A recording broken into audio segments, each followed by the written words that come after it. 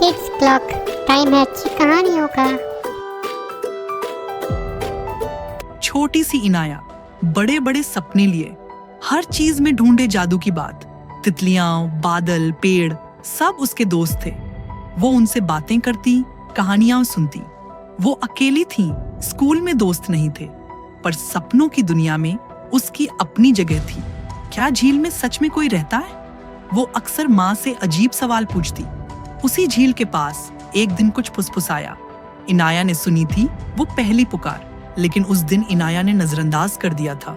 बसंत की एक सुनहरी सुबह थी, जब सूरज अपनी गर्म रोशनी बिखेर रहा था और इनाया स्कूल की पिकनिक पर आई थी। उसके हाथ में थी उसकी प्यारी गेंद, लाल रंग की, जिस पर एक सुनहरा तारा चमक रहा था। वह अपने दोस्तों के साथ हंसते खेलते हुए मैदान में दौड़ रही थी। बच्चों की खिलखिलाहट चारों ओर गूंज रही थी। तभी अचानक गेंद उछली और दूर झील की ओर लुढ़क गई। इनाया घबराई और दौड़ पड़ी। अरे रुको! पर गेंद सीधा झील में जा गिरी। छपाक! और इनाया वहीं ठिठक गई।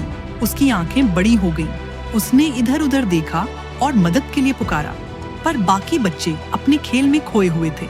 वह चुपचाप झील के किनारे बैठ गई। आंसू उसकी आंखों में थे और दिल उदास। तभी झील का पानी हल्के हल्के चमकने लगा, जैसे तारे उसमें उतर आए हों। फिर पानी से एक सुंदर जलपरी उभरी। नीले बाल और मोतियों की माला पहने उसकी पूंछ जादुई रोशनी में चमक रही थी। तुम क्यों रो रही हो नन्ही परी? उसने कोमल आवाज में पूछा।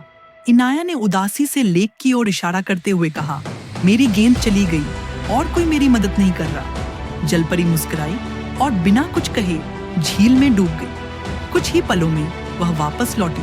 हाथ में लाल गेंद थी जो अब भी चमक रही थी। इनाया की आंखों में खुशी चमक उठी। ये मेरी गेंद, उसने खुशी से कहा। जलपरी ने मुस्कुराते हुए कहा, ये लो, पर एक शर्त है।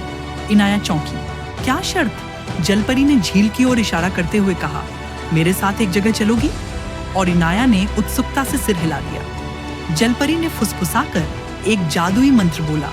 एक गोल चमकदार बुलबुला बना जो दोनों को घेरने लगा। वे धीरे धीरे झील के भीतर उतरने लगे और इनाया की आंखें हैरानी से फैल गईं। उसने महसूस किया कि वह पानी में भी सांस ले पा रही है। चारों ओर का दृश्य किसी सपने जैसा था। रंग बिरंगी मछलियां हलकों में तैर रही थीं। उनके शरीर हल्की चमक से रोशन थे।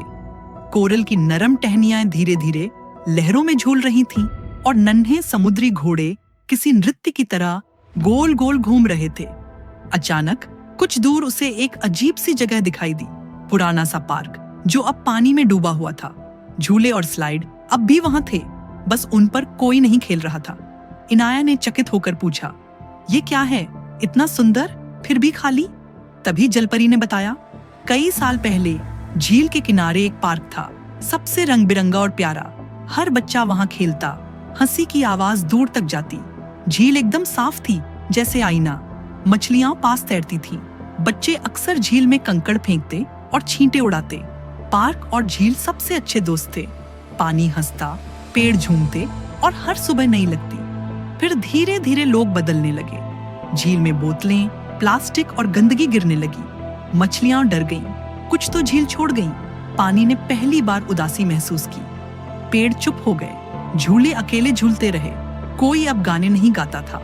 पानी ने इंसानों को आवाज दी, मुझे मत गंदा करो, लेकिन किसी ने नहीं सुना। झील को गुस्सा नहीं आया, पर उसने एक फैसला लिया, मैं अब सब कुछ नीचे ले जाऊंगा। एक रात तेज रोशनी हुई और धीरे धीरे पार्क नीचे डूबने लगा। झूले पानी में उतर गए, स्लाइड भी गुम हो गई। बच्चे सोते रहे, किसी ने कुछ नहीं देखा। सुबह सब चौंक गए। पार्क कहाँ गया? बस एक सूनापन बचा था। पानी ने पार्क को बचा लिया था, इंसानों से छुपा लिया, पर वो अब उदास और अकेला था। मछलियां वहीं रहने लगीं, पार्क को सहारा दिया, पर बच्चों की हंसी की कमी बहुत थी।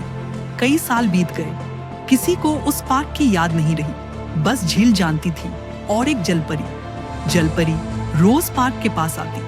वो उसे भूलने नहीं देना चाहती थी। झील ने इंतजार किया, शायद कोई आए जो उसे समझे, जो फिर से उसे जगा दे। एक दिन इनाया आई और उसे वो पार्क दिखा। ये एक सजा थी गंदे इंसानों के लिए, पर अब शायद एक नया मौका है। पार्क की कहानी खत्म नहीं हुई थी। वो इंतजार कर रहा था बच्चों के लौटने का। इनाया ने सोचा, क्या ये जगह फिर से जिंदा हो सकती है?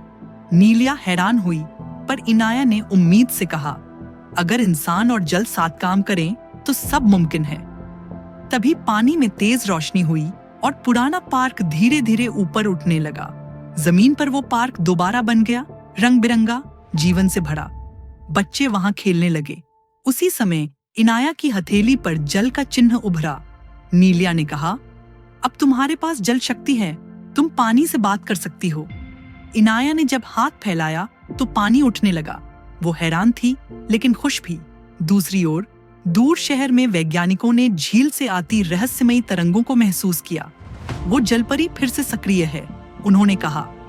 अगली सुबह वैज्ञानिक कैमरे और मशीनें लेकर झील पर पहुंचे।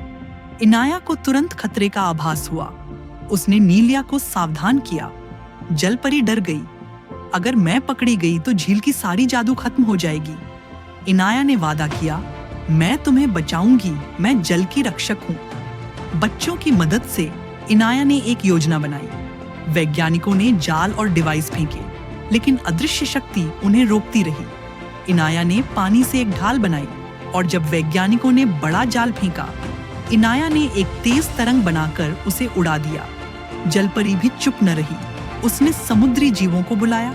झील में चमकने वाली मछलियां, सुनहरी लहरें और समुद्र का जादू फैल गया।